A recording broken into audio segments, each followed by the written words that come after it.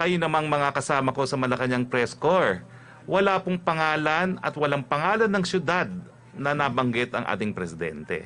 Bilang tagapagsalita, I cannot add doon sa hindi ilinabas ng ating Pangulo. Meron po siyang dahilan kung bakit hindi niya siguro linabas yon, pero hindi ko po alam kung bakit. So I will have to leave it at that.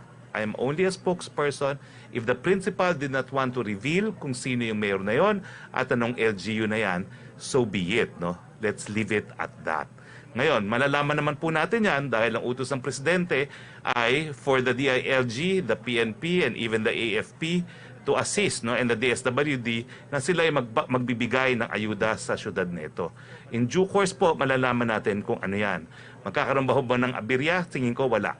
Dahil nung mga nakalipas naman pong pamimigay ng ayuda ay DILG at DSWD po ang nabigay. No? Merong isang pagkakataon na diniretso po ng DSWD at DILG sa mga beneficiaries.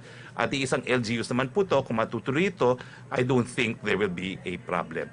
Pero as to the identity, hindi po binanggit ng presidente. It's not for me to say kung sino po yan.